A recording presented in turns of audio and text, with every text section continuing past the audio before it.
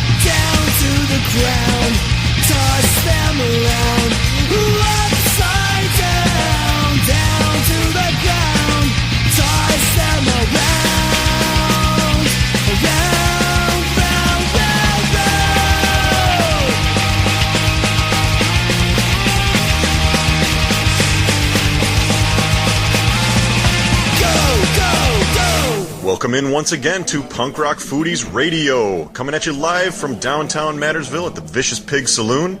This is your one-stop shop for everything punk rock and food.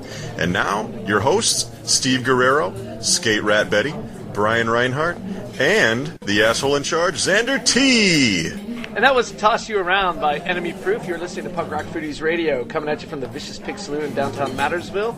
Enemy Proof is actually one of our Punk Rock Foodie friends. They played a Sausage Fest in Newhall. We do have friends. February. We do. It's true. And with me at the Vicious Pig today is... Steve Guerrero. How's it going? You going to introduce yourself, Brian, or...? You guys didn't hear me? No. Okay.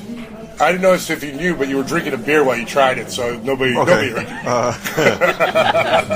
The mic can't go through beer and aluminum like Okay, Brian Reinhardt here, getting loaded like usual. Oh. All right, and we are Punk Rock Foodies Radio, focusing on food and punk rock. We're based off of the amazing Facebook group Punk Rock Foodies, the original since 2013. 4,100 members and counting. Great pictures of food. Come join us. Make food. Post a picture. It's that simple. But like I said, we are also punk rock. And we're going to listen to some punk rock before we get into the show. All right, this is a band from Chicago called The Tossers with a song called Whiskey Makes Me Crazy. Great song. On Punk Rock Foodies Radio.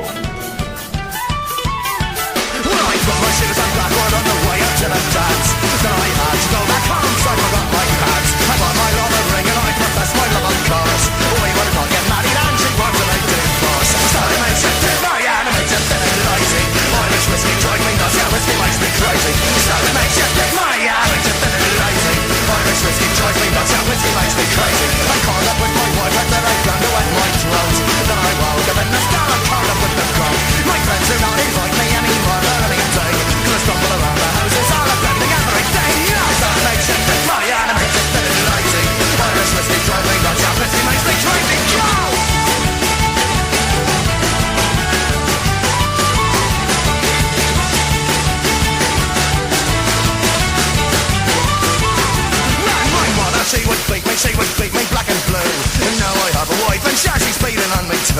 Well, I once had a job and you could say that I was skilled, but it's off no good to stay in this place to go get fucking drilled. Starting makes you think my makes you dead lazy. Irish whiskey drives me nuts, yeah, whiskey makes me crazy. Starting makes you think my makes you dead lazy. Irish whiskey drives me nuts, yeah, whiskey makes me crazy.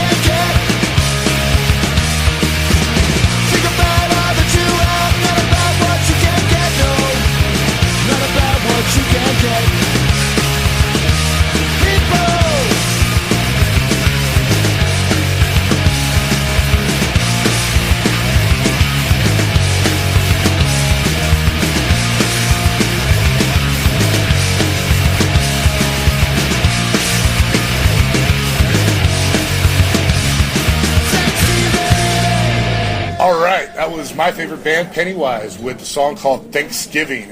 Since Thanksgiving's around the corner, sooner rather than later, kind of creeps up on you after all the excitement of Halloween dies down. But, we're in the fall season now. So, today we want to talk about fall foods, fall recipes, and, we're since Punk Rock Foodies is all over, definitely the United States and even parts of the world, it's kind of be cool to see and hear everybody's different accounts of what is fall food all about. So, you want to take it away, Xander? Sure. American Thanksgiving is coming up, but we just had Canadian Thanksgiving, so, we're right in the middle of the boat. Am I the only one who's excited to see what that German dude's going to post for German Thanksgiving? Does Germany have Thanksgiving? I don't know. It's probably Dasgiving or something. It's called Oktoberfest. Yeah, that's true. That is true. I can't wait to see what the kind of scrimp that he posts that day. Well, it's funny that you say that because, it's Oktoberfest season before everything, like the end of summer and then it's Oktoberfest. And a lot of places, a lot of Oktoberfests have really, really good food. But I digress, Sandra. I didn't mean to step on your toes there. Hey, no problem. I totally meant to step on his toes. Since I'm close to, as I always say, I'm close to Wisconsin.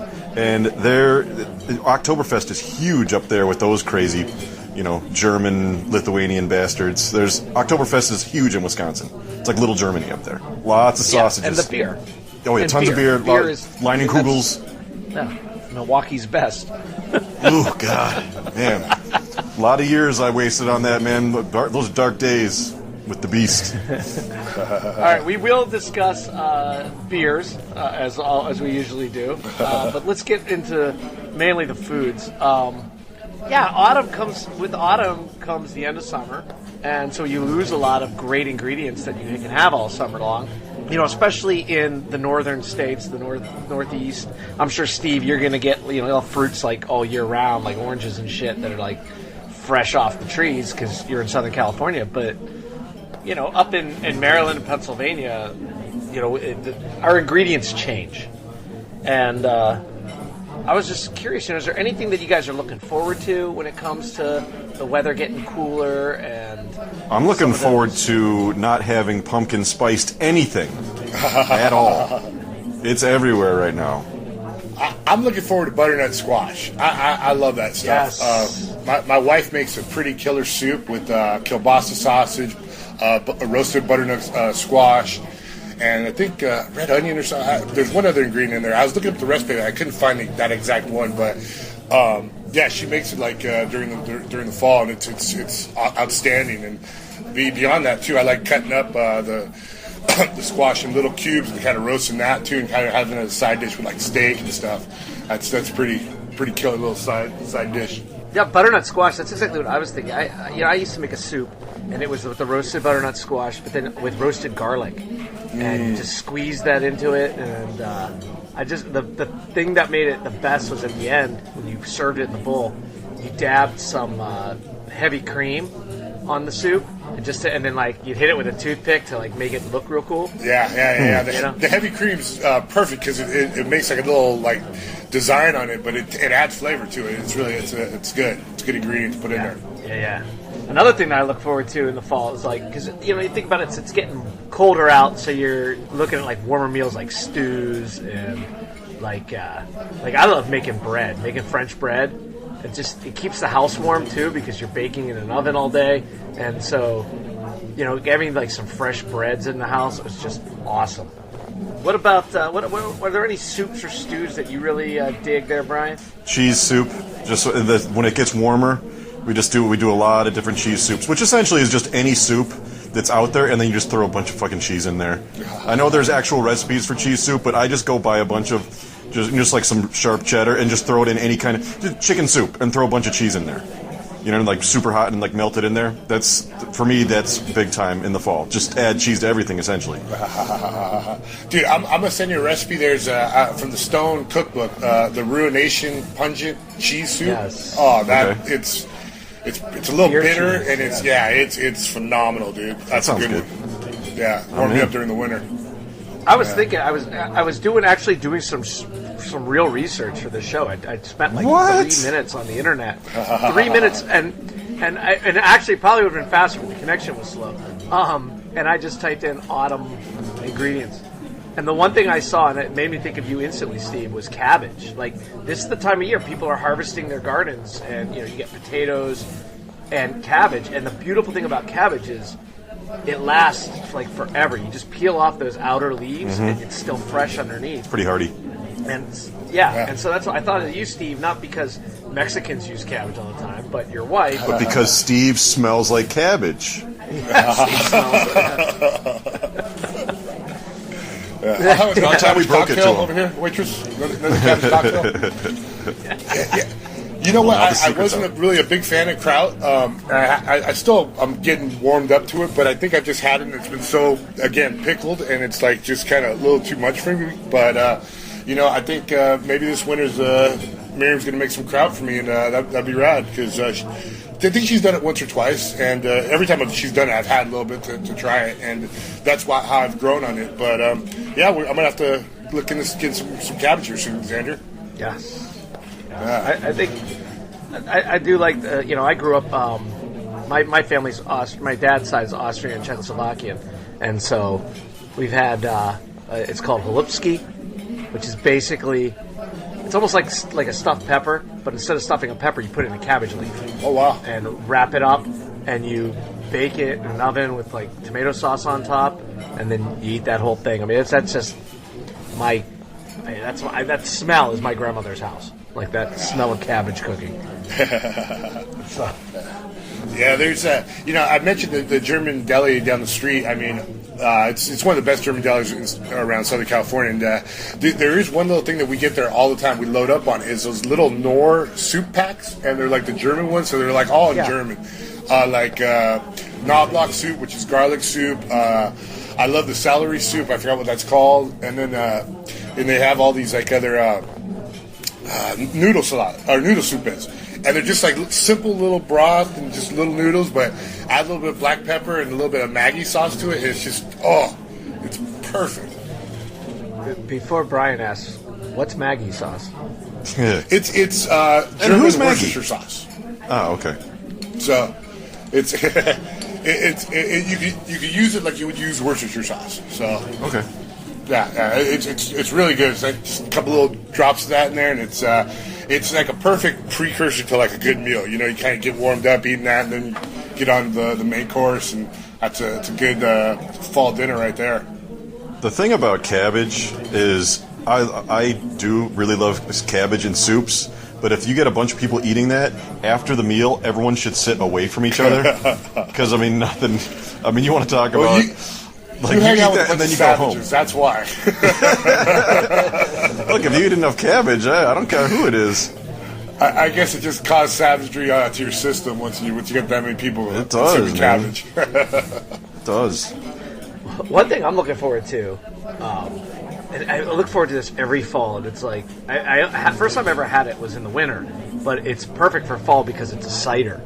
Because you get all the apples harvesting around this time, and it's a warm apple cider with rum in it, and butter, and you actually like cook.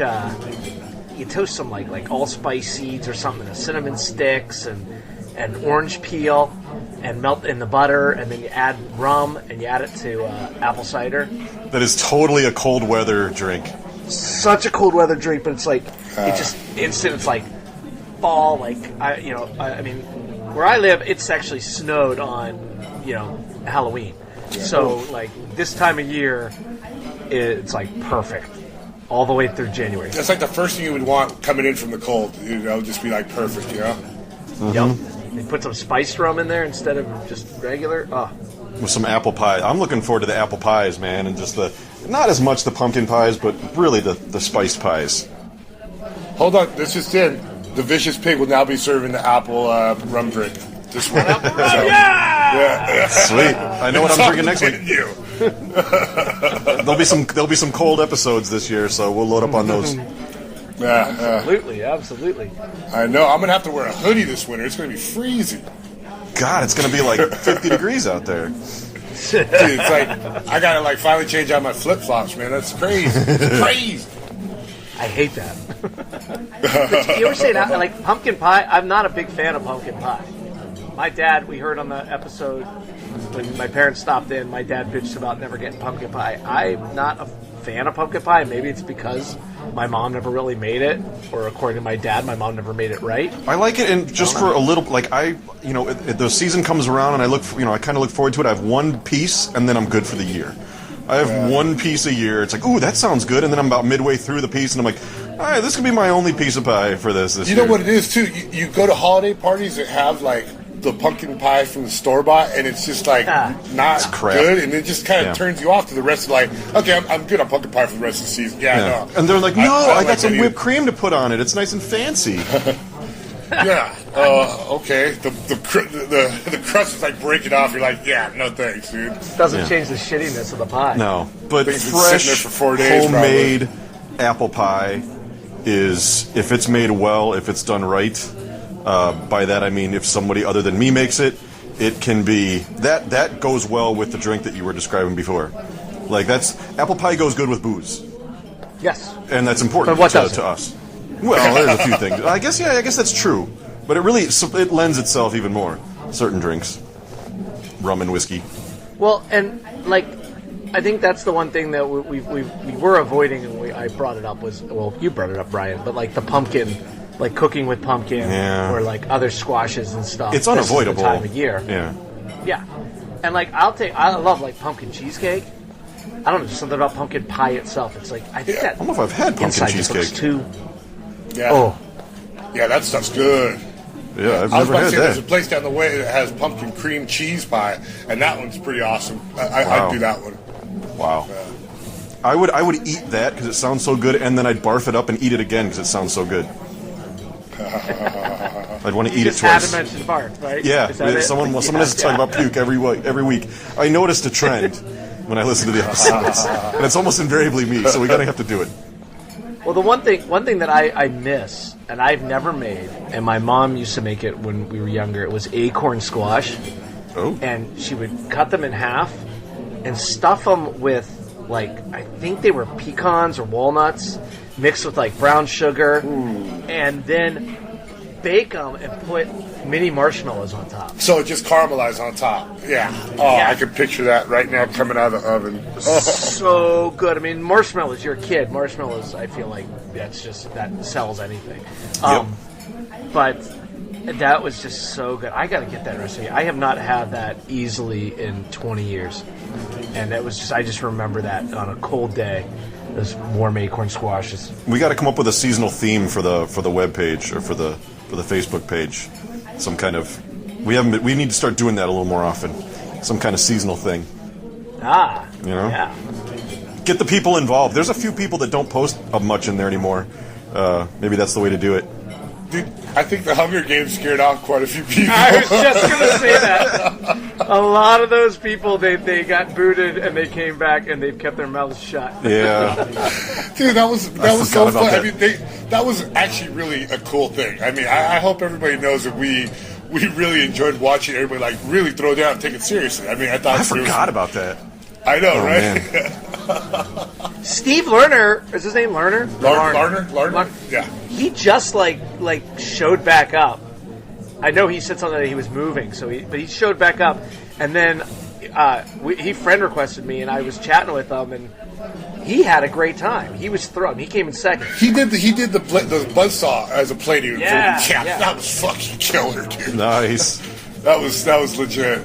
He said how great it was. He didn't even give a shit that he got knocked out. He got kicked out of. But some people have had sour pussies after that. Butt hurt. No, I got a huge kick out of that. Some people came to this page via Blink-182. Not everybody came via Bad Religion and some of the other. That's true. Different attitude. A little bit. Well, some people came for the food and to show off their shit, and didn't know what kind of pit they were stepping into.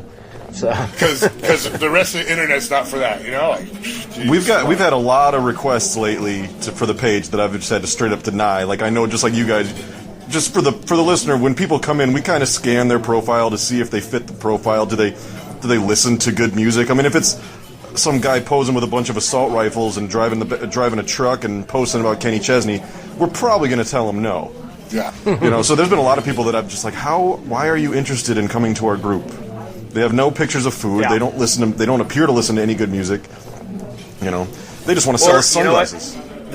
My biggest fear is when I do look at somebody and that's all they have is food, because then they start wanting to advertise their own shit. Or they're just going to dump all their photos on us. Exactly. That's just as bad. But Yeah. why don't we check out some music? We'll come back and we'll start talking seasonal beers for fall. The Oktoberfest beers, the pumpkin beers is right up our alley here. I got a song. How about the Dopamines with Cincinnati Harmony? Good band. Punk Rock Foodies Radio.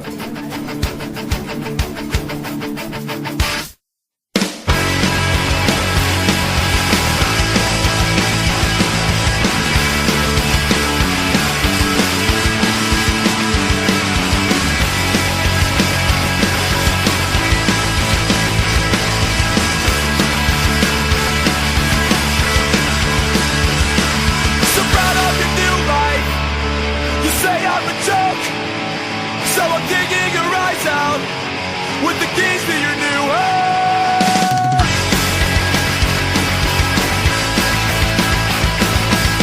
What do I think of no success inside? Wait a moment while I hold my head up to stifle yawn. This is my opinion. What do I think of no success? Why don't you ask me in 45 minutes when I'm drunk off my ass? So next time you won't ask.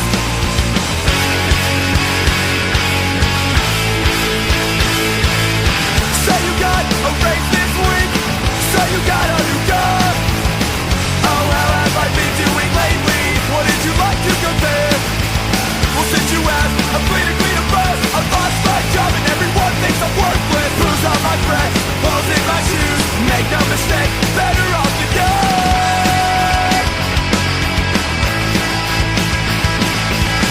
What do I think of no success inside? Now wait a moment while I hold my head up to stifle yawn. This is my opinion. What do I think of no success? Why don't you ask me in 45 minutes when I'm drunk off my ass? So next time you won't ask.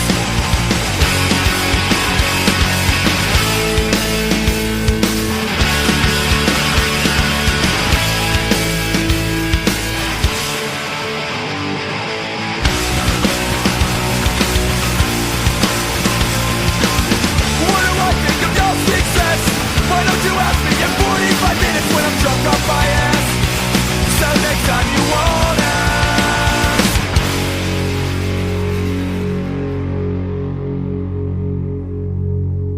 Hey man, I got this acid, but I can't take it. I'll take it.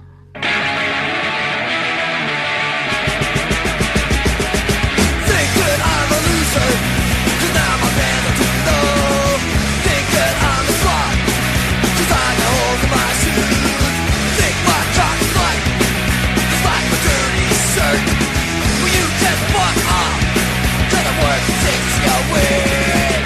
You think that life is really tough when they tell you we'll buy you a brand new car. Take a girl out, she won't fuck you. You just bought her grandma coat. Spend all your money on shitty car. I'm not a loser. That's right. I'm not a loser. I'm not a loser. Cruise on the boulevard, wasting mommy's cash where you're looking for the chicks on Friday night. Wanna go live and smoke a joint. Decide how you're gonna get laid tonight. You're a fucking son of a bitch. You arrogant assholes. Your pants are too tight. You fucking homos. You suck. Mr. Butt Fuck. You don't belong here. No way. You fucking did. I'm not a loser. All right, that was the Descendants with an old school classic, a favorite of ours around here at the Vicious Pig. That was "I'm Not a Loser," and we're not losers here. Nope. we might lose a beer from occasion to occasion if we set it down in the wrong spot, but We that's always what we'll win. talk about next. Yeah, we got some seasonal beers to talk about, and you know, this is interesting again because you know Xander's in one whole different part of the country, and so is Brian, and you know all the beers I'm gonna have are still gonna have like a Southern California flavor to it. It's not hard to find a hearty big stout. It's going to be robust, but you know, it's going to be, you know, the all this pumpkin stuff is. We got to survive that season. You know, it's like the brace yourself meme. You know, so yeah, I want to get into the real big beers. The good news is you know a guy, and I'm the guy who can get you those robust stouts. I do, and you know what? There's a Seawater shipment coming to the Midwest here soon, and a couple of the beers in there are. Seawater, you mean? Yeah. Seawater. Seawater samples, yeah. Seawater samples. Yeah, and then the two of the beers that are in there, they're really nice fall beers. Are the Merkin Stout, the Velvet Merkin from Firestone Walker, which is their barrel-aged version that I got you of their oatmeal stout. Nice. And then also the Autumn Maple by the brewery out here in Placentia. They're a big brewery. They have a reach that probably goes across the country. And you know, for me, a lot of their beers are a little too exotic, and you know, not like the working man craft beer. Yeah. But the Autumn Maple that I'm sending you is brewed with molasses. It's a Belgian style brown brewed with molasses, spices, and it's phenomenal, dude. I think like 10.5. That sounds awesome. I was doing some research today to send you your Seawater samples at my local liquor store / Seawater purveyor. Water nibble? at the Chicago Ocean, and there was one shelf with just a bunch of beers from the brewery, and they did not have that one. So I'm interested to try that. They did not have that one that you was describing. So. Yeah, real quick about them too. They have a really rad thing that they've been doing, the 12 Days of Christmas. So I think they're like getting close to being on number one. Oh no, they go backwards. One. How's the song go? That starts from 12, goes down to 1. It starts with 1, and then it goes to 2, Okay. 1, then Well, 3, 2, 1, then they're 4, about 2, 3, 2, 1. Does it? They're about 75%. Yeah, then it goes to and- 12. Oh, yeah. Oh. Yeah, Fort Turtle Doves I had a couple years ago, and that was an awesome beer. And it was 5 Swans of Swimming, I think it was last year. So I don't know. 5 golden rings. Yeah, I don't know. I don't keep up with them that much like some beer nerds out here do, but you know they do make the Autumn Maple, which is awesome. I can't count, so I'm out. I'll try it. But, You know, the pumpkin beers, I got into them one year. I think it was like a year that they just really started coming out with them. It was like the new thing. I mean, that was, for at least for me, it was probably about 8 years ago or so, and I started seeing them everywhere. So I wanted to try them all. And I only got a few of them, and I wasn't really a big fan, except for Saranac out of New York. I loved their pumpkin beer. It had those spices that you make like pumpkin pie with, and you could taste the spices. I really enjoyed that. Not that you could drink a lot of them because it was just definitely a heavier beer, but like a lot of them, it just was. I was not impressed. They were like, I don't know what it was. It didn't really taste anything that made a fucking difference. If they don't do it right, it's watered down, and a pumpkin beer should not be watered down. Like it should have some like girth to it, like some viscosity. You know, like it shouldn't. You know, it should have taste, and it should be bold. you know what? See, my biggest... Go ahead. No, you go ahead. You're the asshole in charge. Thanks. I was just going to say, my biggest thing is that, like, if these seasonal beers are coming out earlier and earlier every year, and so to me, it's like, how do you make a beer using winter wheat, and it comes out in July. November? Yeah, like it should, like a winter wheat beer should come out, say, like February, March, because they harvested the wheat in the winter, the beginning of winter, and they made the beer with it. But what it's like, almost like they're shifting to try to get it out. So it's like how they decorate for fucking Christmas, like right after Valentine's Day. You know, I mean, it's I never took my lights down. We should do a whole episode just on like seasonal beers, like what's overrated, what's our favorites. You know, because this is just one segment. But dude, I could do 3 episodes on this. I didn't even realize we were going to talk about this today. This is awesome. We should, but we need to do all of our research. Well, there's a few beers that could be found by all three of us. Like the Dogfish Head, the Pumpkin Ale. Like we could all find that, and if we could find I'm not a few fan beers, of that one. Neither am I. But it's It's a big one. You're right, man. Like they're all trying to get the jump on each other. So it's like, oh, dude, we're putting ours out like September 1st. It's like, really? Like we're not even in the mood yet. Yeah. How about you wait for the pumpkins to actually be grown? Yeah. You can make it out of them. You know? Dude, that's why we got GMOs, Xander. Come on. Yeah, that's right. I'm not a huge fan. As I think we all agree, I'm not a huge fan of pumpkin beers in general. There's a few that I like. There's one that I think is supremely overrated, and everybody seems to like it, and it's Pumpkin. Have you guys had the Pumpkin? I haven't had it, but I heard how people are like, this is the best. I think it's called Southern. I think it's from Southern Tier. Yeah. It's okay, but it's not that good. But I'll tell you one that is underrated that I think is very good, and it's surprising. It's from Sam Adams, and it's the Fat Jack. Have you guys had that one? I haven't even seen it. Black bottle. I mean, it's Sam Adams, so you can get it everywhere. It is a really good beer, and it comes in a bomber. So, which unlike a lot of their beers. So, if you see Fat Jack, Sam Adams, it's a big black bottle. Get that; it's quite good. All right, yeah, I'll have to check that out. I had from Elysian Brewery. I had a Punkachino the other day, and that was a pumpkin cappuccino. I think porter, and that was really good because that was like a thick, dark, roasty beer. But yeah, man, I'm not going to go out and get pumpkin beers when I go out to the store after this. I might get some for research for a later show. I have Uber take me by my store on the way home. So nice. We need to get those bottles of Punk Rock Foodies IPA from Long Paddle Brewing. That's right. We need to get those, and we need to drink those right here at the Vicious Pig during an episode and talk about those. That would be absolutely nice. Good idea. But so you guys are the beer experts here on this show. Suppose well, it's only you two or me, and I know it's not me. So, can you tell me what's the difference? Like what makes Oktoberfest beers? Like, what's? I don't have a clue. Steve? It's more like the Martzen style beers as opposed to like the lagers. So you're going to have like the Martzen, I don't know if it's malts, I guess, or the Martzen hops. And, it's a different, it almost changes the color to brown a little bit more. So it's got like a little more roastier, yeasty taste, where a lager is nice and crisp and refreshing. It'll be darker. The beers will be darker for sure. Yeah. I'm going to Oktoberfest this weekend to do some research. So I'm going to have a little bit more on the subject matter soon. You're such a scientist. I love it. We're doing this for science. Research. If we don't, who will? Right? We're doing this for the good of mankind. There's a killer Oktoberfest 5 minutes from my house. It's right behind the Honda Center where the Anaheim Ducks play hockey. And it's at the Phoenix Club, and it's a big German kind of complex. And, oh, my God. I mean, they have at least 10 to 12 different German beers, all authentic. Schnitzel, bratwurst, goulash. Oh, I can't wait.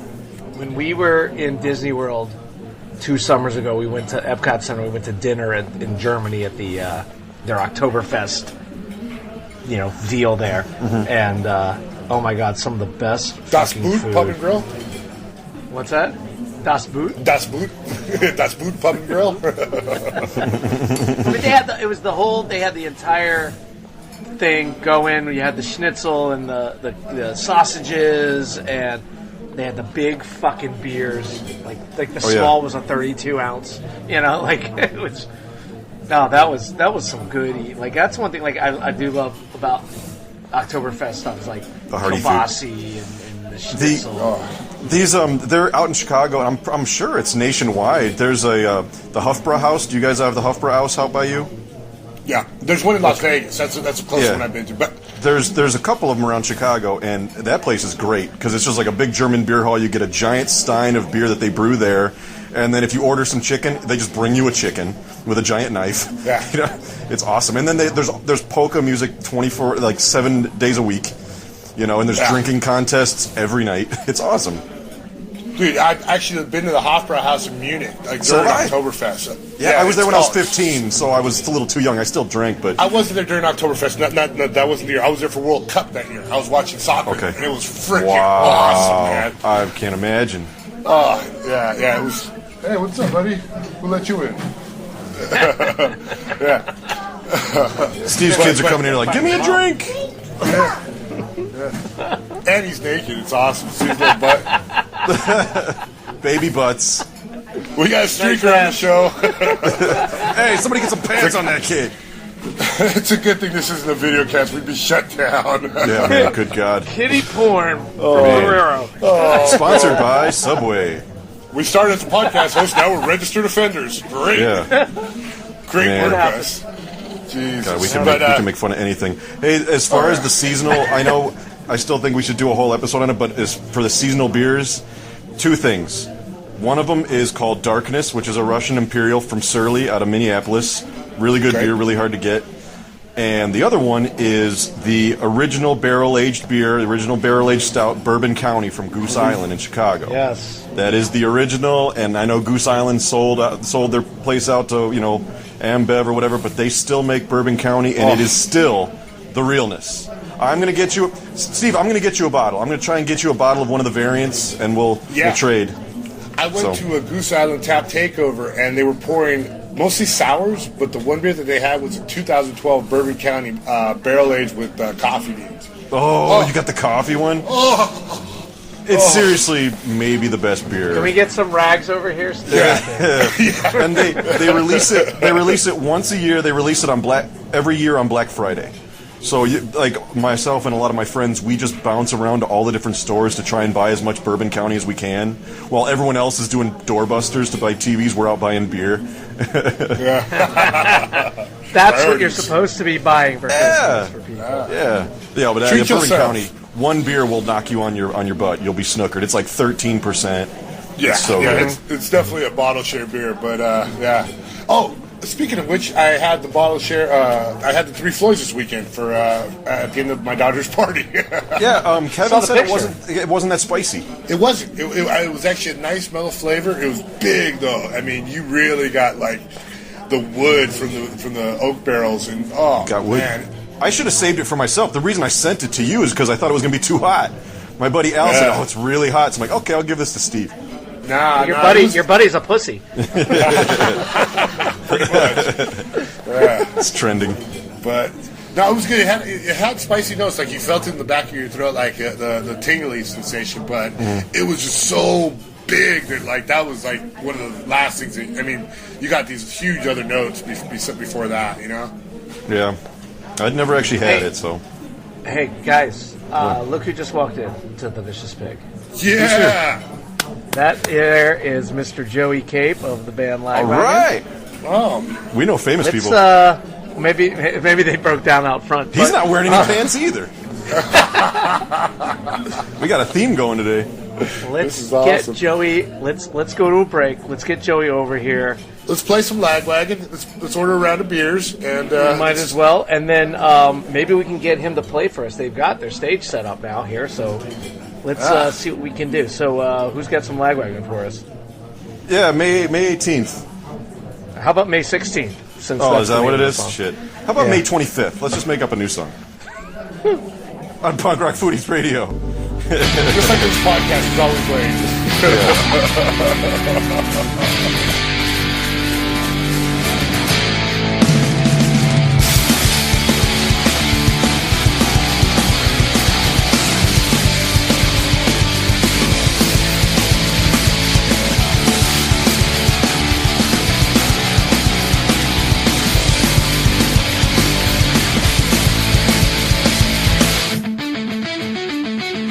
No more waiting on them.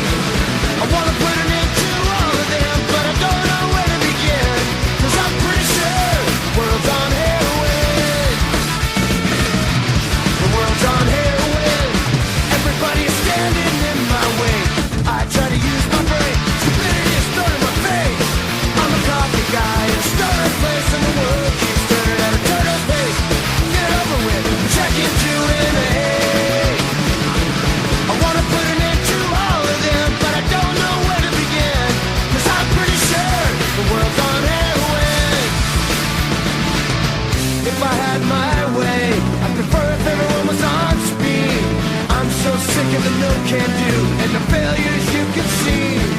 At any rate, from the looks of things, everyone's nodding out. But me, the world's on heroin. Too many lazy morons in my face. The world's on heroin. Everybody acts like a zombie. I'm not saying I'm better than them. I don't have the kind of time to spend with slacker types trying to be my friend. I wanna put an end to all of them, but I don't know where to begin. 'Cause I'm pretty sure the world's on heroin. Yeah, I'm pretty sure the world's on heroin.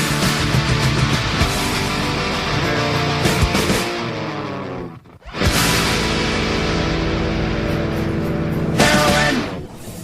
All right, so that was The World's on Heroin by All. And we have a surprise guest here, just showed up here at the Vicious Pig Saloon here in Mattersville. Mr. Joey Cape is with us. Joey, how you doing? I'm good, man. I love it here. Yeah. My feeling is most of the time things don't matter, so Mattersville for me is a perfect place. Excellent, Very excellent. comfortable here. Yeah, they treat us so well here. Oh my God. And, you know, your chef, Oh, yeah. Oh, that's Rebecca. She's amazing. amazing So chef good. here. I think just left. But Yeah, anyway. but the food is ridiculous. Yeah. So how is the tour going so far? I know we're almost at the end of it. I mean, it's good, but, you know, in Mattersville, people don't, I mean, it's kind of weird when you play here because it seems like people don't really care that much. I mean, No, it doesn't matter. They're not concerned with anything, which is great because they live in a world where they're not worried about their troubles, their bills, and everything. I mean, nothing really matters here. So, Absolutely. but you know, most nights are good. I mean, we were in New York last night, and that's really philosophically the same as Mattersville. A lot of people live there, so we got prepared for it by that. But no, I like it a little more when people are actually interested in what you're doing. Right. But yeah, I mean, you know, I'm a big fan. All right. So let's talk food. All right, Um, I'm eating food. I'm gonna, as you should be. I love This is it. great food here. Good. What when you travel, because you've been all over the world. I mean, between Lagwagon and Me First and every other project you've got going on. What is one place that you just can't wait to get back to get some specific meal? Oh boy, there's a lot of those. Don't tell me, or you could tell me, Montreal, because you wrote a song about it. And I'm wearing a shirt. Well, and Schwartz's Deli has a smoked meat sandwich that I've heard It is isn't happening. amazing. I will actually say, and it's not just because I'm wearing the shirt. This is called Maison Publique, this restaurant, and it's in a kind of a suburban part of Montreal, which is why it's called the Public House, and it's run by my friend Derek, who's like an old punk guy who was also a chef because being into punk rock doesn't necessarily make a living, just being a fan. So he was always a chef. He studied and worked under Jamie Oliver in England for a long time, and I think he worked his way around Europe a little bit. And then he's a Western Canadian, but he came back and he opened this restaurant, Maison Publique, in Montreal. And a friend of mine, Melanie, took me there for the first time. And now it's one of those things where every time that I'm in Montreal, I eat there. And there's a funny thing about when you like a place to eat so much, you're more interested in going to that town because of the restaurant than you are the actual show. And Montreal is always one of the kind of better shows, but yeah, I get really excited. And this time we played on Sunday, and the show was supposed to be Saturday, but it got backed up today and it ended up on Sunday. And originally the plan was to go there for Sunday brunch. Mondays they're closed. So I didn't get to go this time. It was heartbreaking. That was about a week ago. But yeah, that's one of those places. But anywhere in Japan, because I'm a big fan of fish. Heard that a lot. I like the way they do it out there. It's good times. Kind of almost every city. I mean, you have little Vietnamese places that you find, or if you like food, you just figure it out. You know, you eat enough food. If I'm in, there's certain cities where the delis are the right delis, and there's other cities where there's like this little. It kind of comes down to venues and walking distance. You know, after a while, you know, I'm in that venue. Oh, they got that really great old school Italian deli. You know, there's like that place that stays open all night, where you can eat at 4 a.m. Sometimes it's not even about the food; it's about the atmosphere. So I have so many of them. I don't, you know, it's kind of where to start. You've been touring pretty much constantly since you were a young child. When you're on the road, what are your eating habits? How are they different now than when you were, say, 22 or 18? Like when you're out on the road, I can't imagine you still eat the same shit. So how is it different now? When I first started doing this, my band, we had a regiment, you know. The first couple years of tour, we brought a Coleman stove. We kind of grew up in a place where there was a lot of camping and stuff, and so we were pretty familiar with camp foods, you know, like chili mac or tuna mac, or, you know, just straight up like with the udon ramen, you know. Yeah. So we would go to like a Costco or a Cost Plus, one of those places where we would buy in bulk, and we'd eat that way every day because it was really inexpensive, and some days we didn't make any money playing shows, so we had to worry about gas. We would have to hand out things to ask for gas. And then when we started doing a little better, we had a budget. There was probably 2 years we had a budget of $1.50 for each guy each day, and that was Taco Bell. That's a great I mean, deal. fine foods. It was like fine foods, you know. And I remember the Taco Bell years, like it was like $1.50 bought 2 bean and cheese burritos. Yeah. So everybody got that every day, and then we had an extra $5. It added up to be like $15 was the budget for food every day. So everybody got 2 burritos every day, and we would, get involved. It's crazy good. Mattersville, man, they make the best pastry here. And then we would buy a jug of wine. Cheap, terrible wine. Like Carlo Rossi or something. Yeah, it was something. There was like this specific jug of wine that we would buy, and then those burritos, and so all of us had really bad gas all the time. It was awful.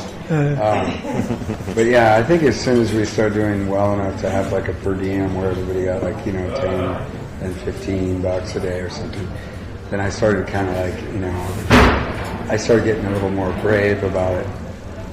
But yeah. When you come back home to Toledo, you know, and I think you're from Santa Barbara area, so what is one food you crave? Is it, you know, I know there's a lot of regional stuff, but I'm sure that, you know, Mexican food's probably in your diet too, so what dish do you want to come back home to again once you get back off the road?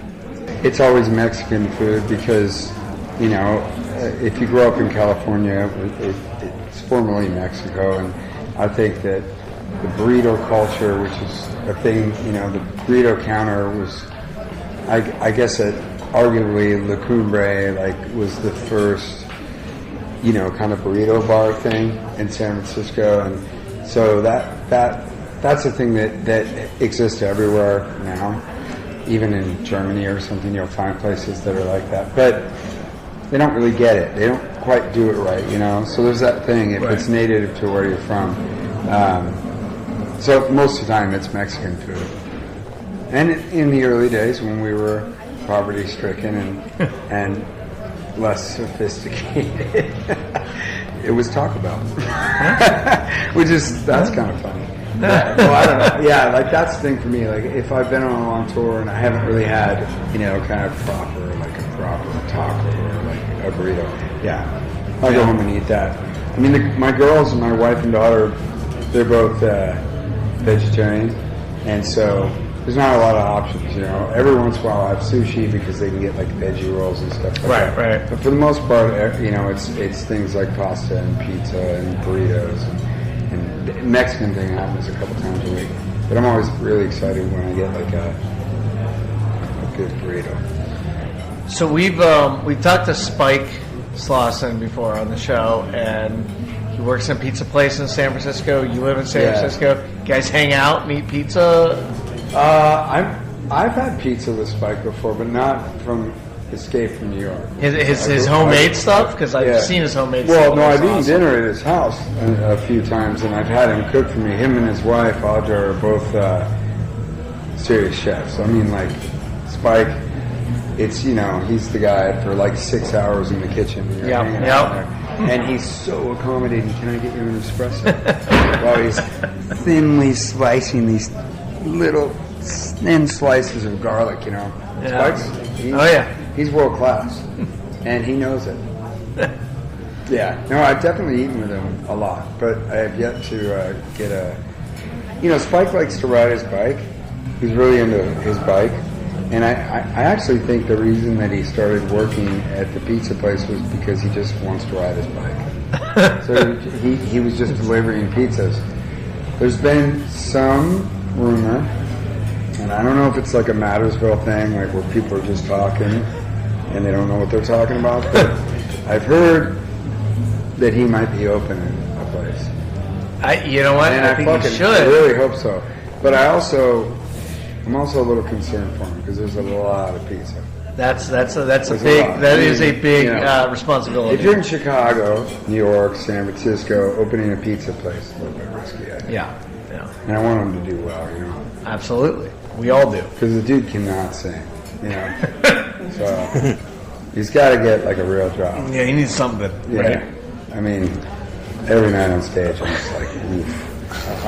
Man. So, how's the whole 1 week records thing going for you there? That's something new that you ventured into the whole record business before, and seemed to just kind of back off of it or end it. Now we're getting back into it. How's it going? I mean, you got Chris Creswell, who's awesome. Yeah, I did one of those with Chris. I mean, it's a kind of different approach. Like, I don't know, just maybe some kind of philosophical answer to the way things are now. Records don't really sell, and there's like an issue with distributors and record labels having the kind of funding they need to actually pay for bands to make records, and anyone can make a record at the same time. So there's this sort of I feel like when the tools came to make things perfect, when the editing tools came along, right at the same time, there was this decline in the funding for bands to actually get into decent studios that had really good closets for mics and good preamps and good equipment to make things sound the way we want them to sound. And so there was sort of this long, small kind of spiral that happened to me where it became the right thing, and the obvious thing to do to just edit things into place. To grid things till, like, a drummer, he doesn't even know how to hit a drum, but he can just play perfectly in time, and I'll just put these samples on his kick and snare. I'm guilty of this. I've produced records where I've made people that really aren't great players sound amazing. And singers, I mean, you can tune a vocal now. There's so many ways. It's such a sophisticated, algorithm. These things have come to a place where you can take someone singing in monotone and you can tune their voice and add inflection to it to make it sound like a natural singer. And we all know this because old R&B was predominantly live. The way records were recorded in the 70s, they were live. So you hear these old singers and they're unbelievable, But there's something, when you hear them by today's standards, you hear these little flaws in what they're singing. Yeah. Those are supposed to be there. Right. That's what made them individuals, and that's what made it so great. And so they're, we've gotten into this kind of pickle where, if you listen to like modern radio R&B stuff, it's riff. Like, they can't even fucking stick to a melody for 5 seconds to make us love it. They just gotta, to the point where I'm like, really? fuck off. Fuck you, man. Stop. And yeah, so anyway, long story short, like, the idea with 1 Week Records was more like a session label. Like, lowering the consequence by lowering the amount of time that we have to make a record and having really no budget. I cost nothing. My studio costs nothing. The electricity is in my house already. I bring these people that I think are really good. I like the idea that it's about me seeing people on tour that I think are really great, that people should hear, and they don't have maybe an opportunity to reach someone, and I say, hey, why don't you come to my house for a week? Live with me and my wife and daughter, we'll drink coffee in the morning, and I'll make you breakfast, and I'll make you your meals, and we'll just record some songs. And we got 7 days, and every once in a while it's 120 hours in a week. Like that, yeah. So it's like no sleep, lots of whiskey and coffee and whatever to get through. Good combination. Yeah. But what I like about it is that I got rid of auto-tune. I got rid of Melodyne and auto-tune. I got rid of any ability to tune vocals. I don't edit. I edit to a minimum, I mean, there's some editing that is artistic, So we do this minimum thing, and we try to do as much of it live.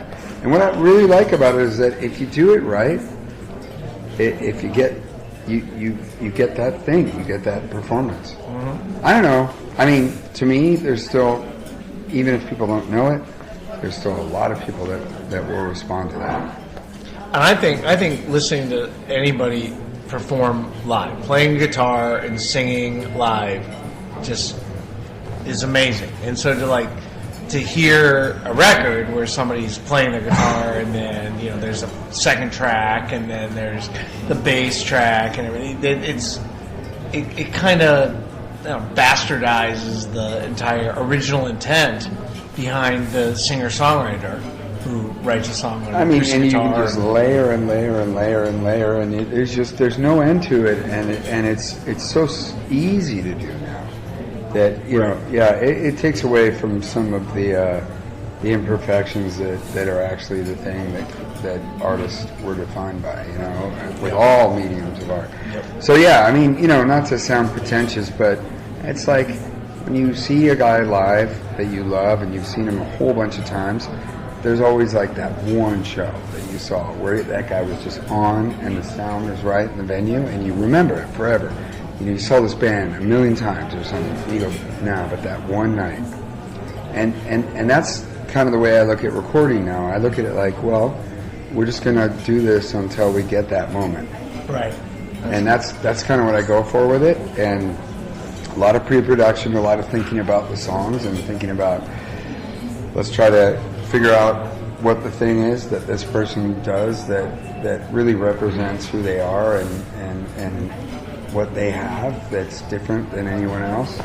And I just do my best to do that. And the thing is, it's a win-win, because even if no one gets it and it doesn't work, I get it and I care about it and I love it. So for me, it's like I'm just buying something really good. And that's what's great. I mean, that's what the whole. So it's fun. It's what the punk rock industry is. I mean, even if it's not the technical version of what people consider punk rock, it doesn't matter. It's folk and punk are so related, and that entire theme is. I actually think you're onto something there, because there is a really weird thing that happened. A lot of times you'll hear people say something like this: I don't really like this band, it's like, I just don't like this genre of music, and it's because it's too polished or something. Like newer generations of punk rock would get, kind of bad mouthed by like the old school guys.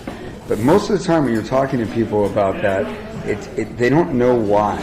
They just know that they want to hear something scrappy, they want to hear something raw and like this, they want to hear that energy, like that thing.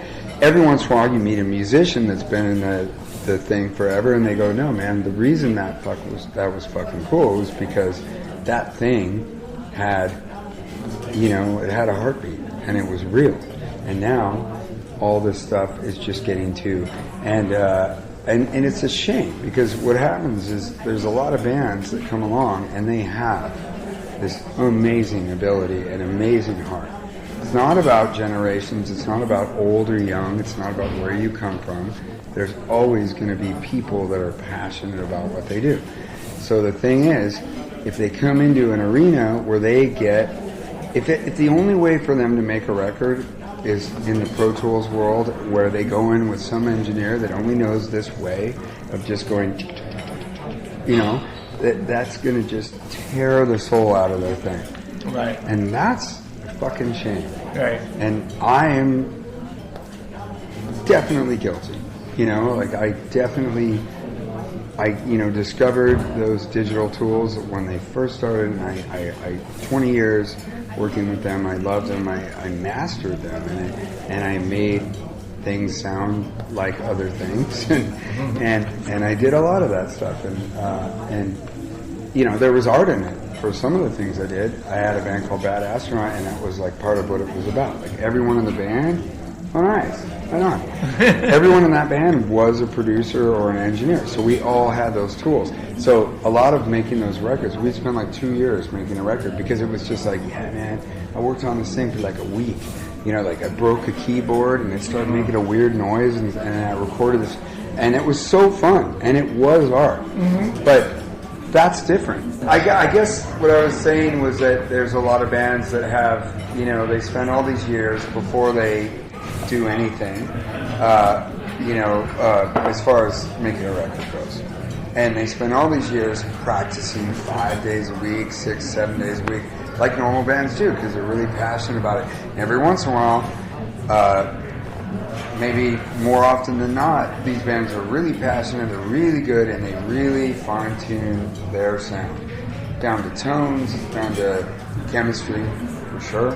And then they go into a studio in this world, and they get, without knowing it's happening, they're being taken to a room where everybody lives. Right. And that's not okay. No.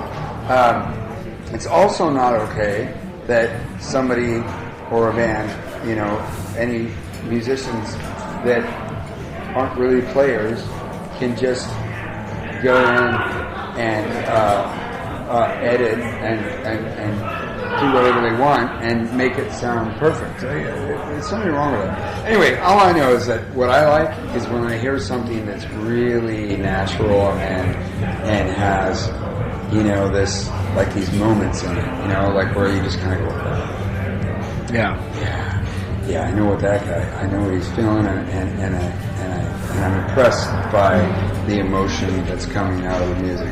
That's what makes me happy. And it might be because I'm older, but I still think that that's what people connect to when they hear things. I think they don't even know it. So if you're a chef, you know, you make food and you use all these ingredients, and someone who eats it, they love the taste of it, but they don't know all the ingredients that you use, you know? So we have some responsibility to that. Right. And I like to think that the One Week Records things are, it's not a new idea. The BBC sessions went on forever. There's been all kinds of things like this in history, but maybe if more labels did this, it could help a little bit, you know. It alleviates some of the cost.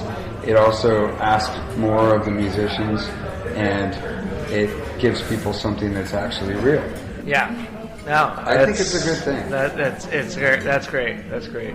All right, so that's awesome, Joey. Killer place in Mattersville. Oh, the Pig Vicious here is one of the best saloons ever, and you know what? There's too many pigs though. Well, we're gonna go up to the song. We're gonna play a Bad Astronaut song here, and then afterwards, well, hopefully we can get you to do a little live action for us here at the place. So this is Greg's Estate. Thanks, Joey. Pleasure. Hello, Lester. This is Gregory.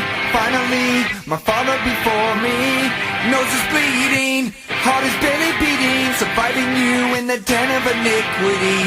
Now the sole heir of a fallen tree, from an estate on a mountain of misery. Hello, Lester. This is your legacy, and I'm almost done. Mine's tragedy. the molester of children. Even Mother Well, just gave a one that we loved, went away to the arms of the young blood. There in your house, there with your wife, her affair with Jeff and a kitchen knife. A childhood peer, thrown in this one enemy, an old friend with a stab of reality. I'm on the express to see it. Your bloodline severed by the chemicals in mine. If I guilt,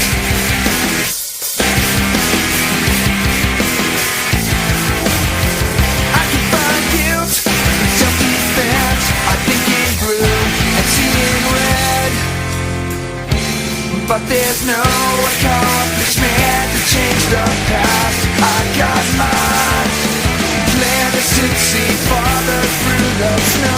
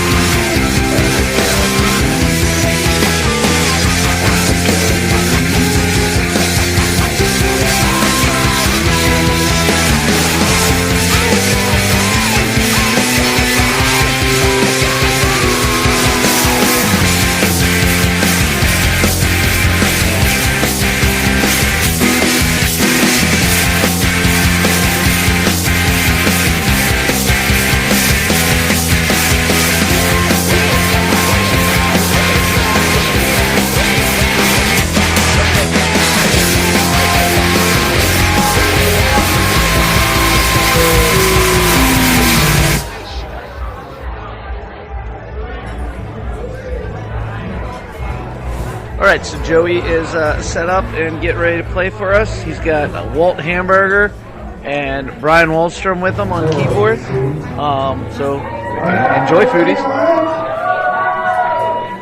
I can't see you with these things that I have on these glasses.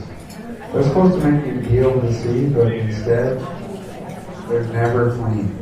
Ever. So I'm just going to say, I swear to God, I try. I clean them all day long and they just get dirty. I don't know what I'm doing wrong. Maybe I'm greasy. You want to try it? Yeah, buddy. Cleaning bad. It really is. Yeah, I don't know what that's all about. I think it's because I'm Italian and I have greasy skin or something. This is my friend Walt Hamburger. Do you remember him? He was just here. Hi guys. He's a great guy.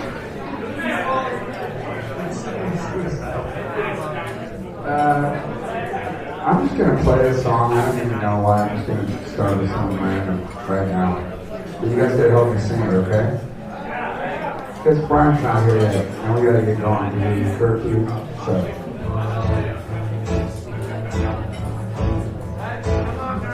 Just hang out. I am just another fool, and I have to keep telling myself that I am just a hypocrite, and I have to keep calling you on, 'cause I forgot to bite my tongue. Yet my assumption is the mother of all praise. But I slip off praise. Open my mouth in continuous state. So I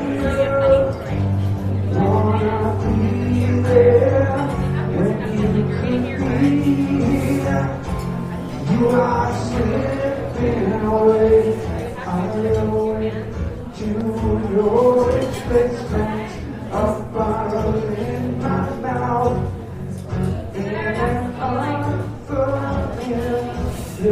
place.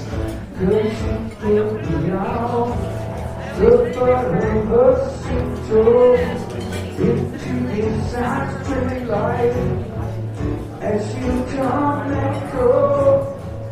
'Cause I forgot to service you when we go down, when you can simply find us through. But I swim on space, open my arms and cry for something true. How are you? How have you been? Till I met you, I wanna see you again. Oh, my love, wanna be there when you could be here. Your love saved me away.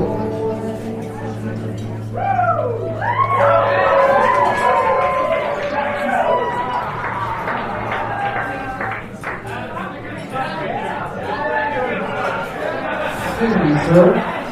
What the hell are you doing? Just get ready for later. No, yeah, normally I do that solo there. I'm already bored with this song. I'm gonna play something else, so okay? We're gonna do this solo. Whatever you guys want. I'll do the solo demo stuff. That's a good idea. Alright.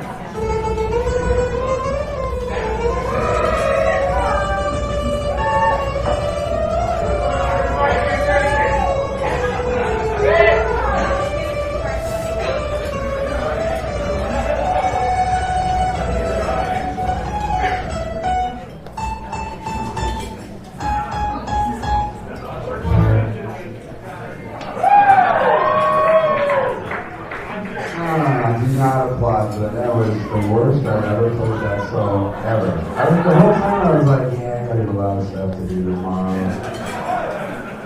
This nah. Let's do some real stuff. You hear, Brian? That's Mr. Davis.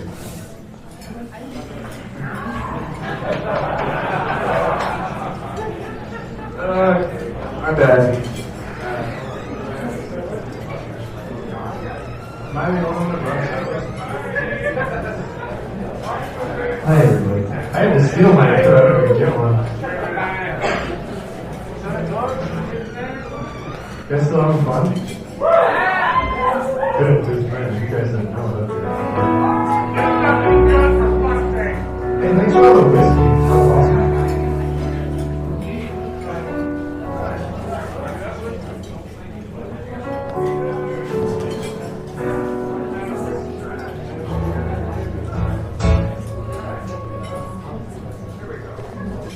Sometimes I get tired. Sometimes I feel weak. Oh, when this life feels uninspired, can't rewire the mass repeat.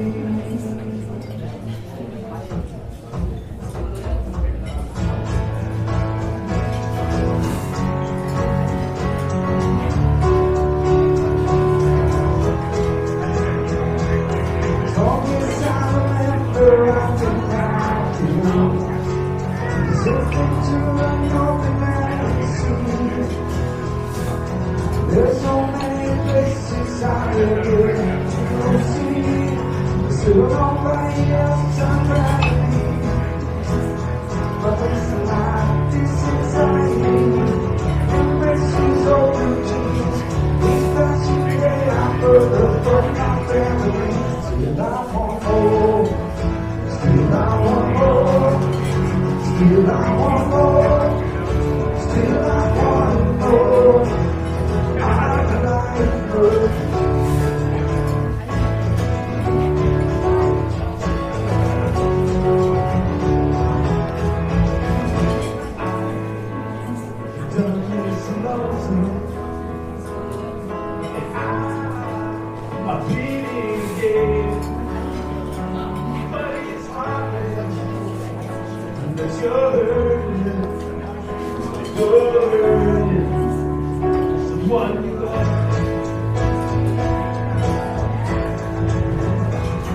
There's only mystery to try to stop this. I always want to play and not for sure. It's hard to leave my family in the place follow. But I'm only coming to good. But this life, this society, new races of routines. These friends who never out from old friends. Still I want more, still I want more, still I want more, still I want more. Still you want more, still you want more, still you want more, still you want more. I like her, I like her, I like her. I like her, I like her, I like her, I like her, I like her, I can't like her.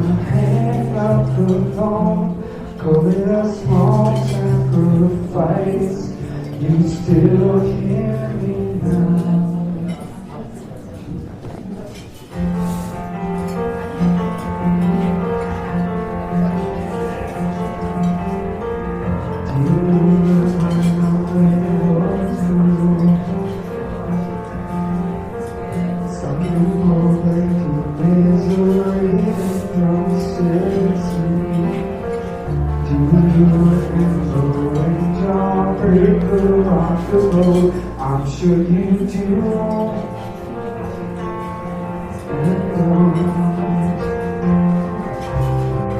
Look at me, I know my miracles as a writing. Finally, you are pretty ugly, but true. Don't it make sense? But I can still see you now. Wishes I every time. I will still write this down. I must be hateful.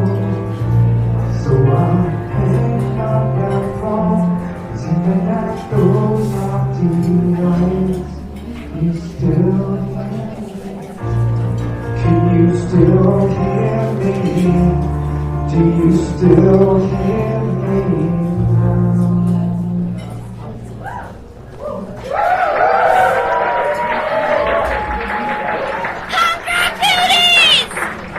All right, I'd like to thank Skate Rat, Brian, and Steve. I would like to thank ever so much Joey Cape for playing for us, who you're listening to now.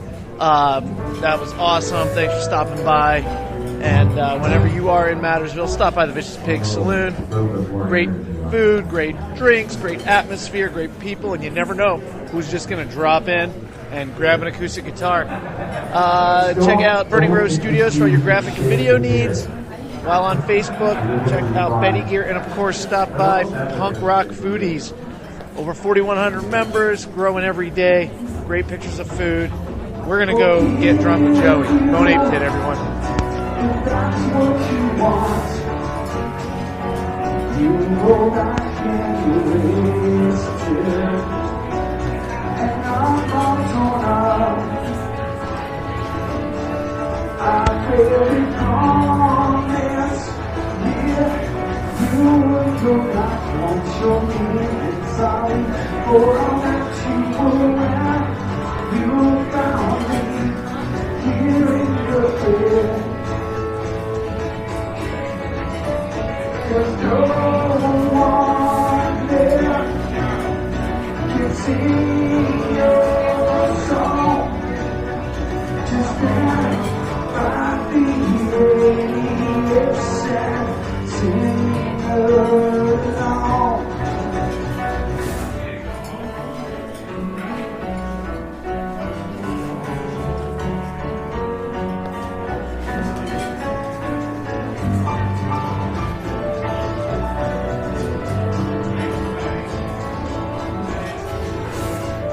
I let you lie before when you were a flower under all night.